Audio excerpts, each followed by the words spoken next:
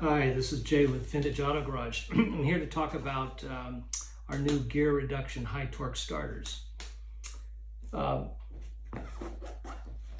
over the last couple of years, we've been developing these high torque starters for most of the American classic cars, for just about every make, model, year.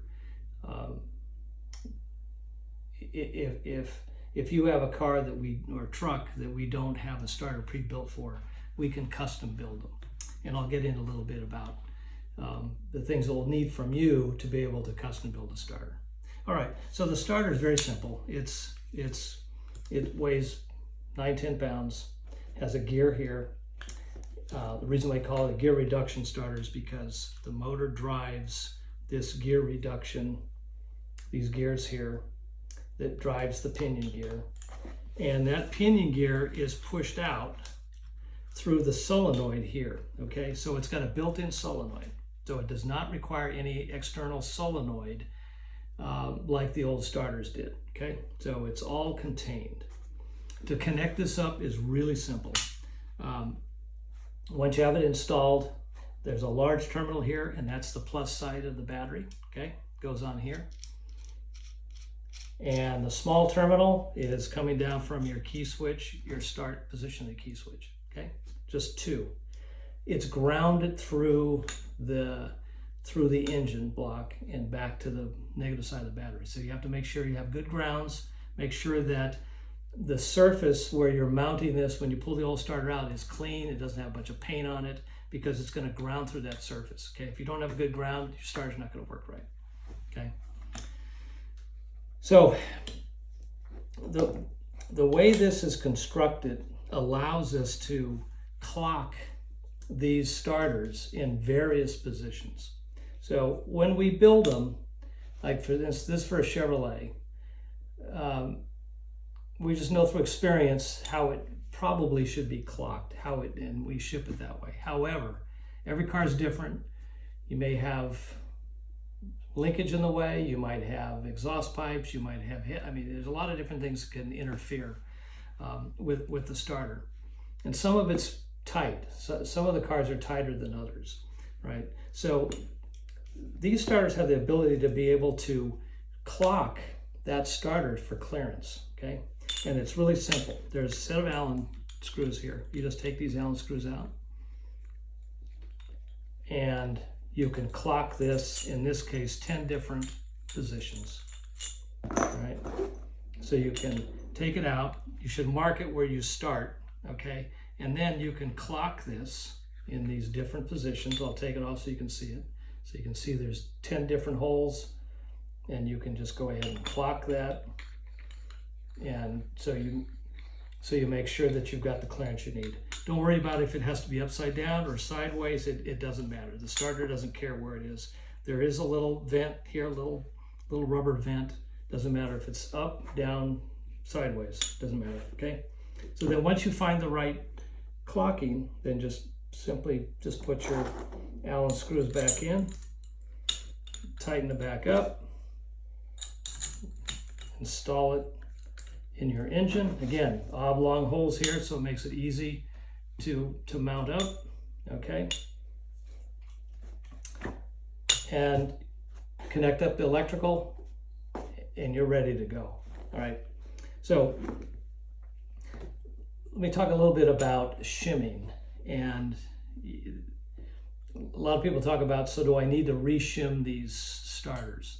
The answer is no. If it's a production starter that we're building for something that we know about, it's not a custom build, we'll put the right shims in it. And the shims, I'll put these back out again. The shims go behind this plate, okay? So this doesn't have any shims, okay? If there was a shim, the shim would be in here, and it would essentially move that starter in and out, okay, by a few thousandths of an inch, okay? And as that starter moves further away from the base plate, it moves the pinion gear further away from the ring gear, from the flywheel ring gear, okay? because the critical dimension on these is the distance between this gear and that flywheel. So this is the flywheel here in the teeth. You have to maintain a certain distance between here, okay? In the rest position. This is the rest position, right?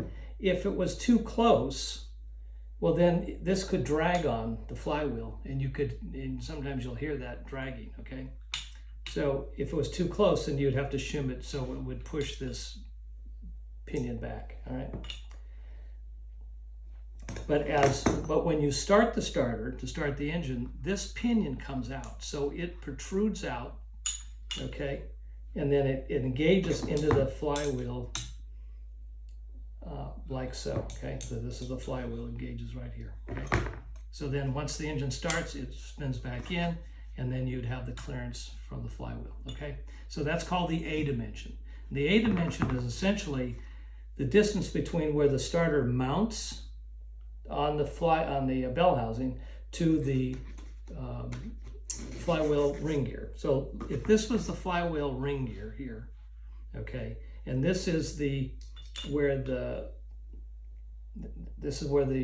mounts up to the bell housing. This is the dimension that we would need if we're custom building a starter. So we need to know what this dimension is, so we would know what starter to use, whether it's a long nose or short nose, and if we need to shim it or not, okay? So that's called the A dimension. It's really simple, and it's sometimes hard to explain on the phone to folks, but again, it's just measuring between the distance from where it mounts, the starter mounts, to the ring gears itself, to the gears, not to the flywheel, because there's a little bit of difference in distance. Okay. So this starter will not work on foot pedal type cars. So if you have a key switch that you turn on and then you push a manual pedal on the floor to be able to activate the old starter, there's some modifications you really have to make to do that, okay? This won't just mount right in there and have some mechanical device that turns it on and off. The starter will fit fine, not an issue with that. So if you're gonna replace it with, and you wanna have a electric start where you're not pushing that pedal down, you just order the starter and then you order a key switch kit. And a key switch kit is really simple. It's just a new key switch it's got a run accessory and a start. It's like on a car, okay? Comes with a set of wires. The big wire goes on the big terminal. So this provides your battery voltage, okay? Because this is where your 12-volt battery plus goes. And then here's your start connector. These connectors are already put on the wire, okay? So you have that set to go. Fish this up through the firewall. You connect it to your key switch kit, and it comes with a little set of ring connectors here that when you cut the wire, you swedge it on there, and you are set to go, all right? So this is called a WKS1. Only need it if you're going to this new starter and you have a foot pedal start. Okay. If you have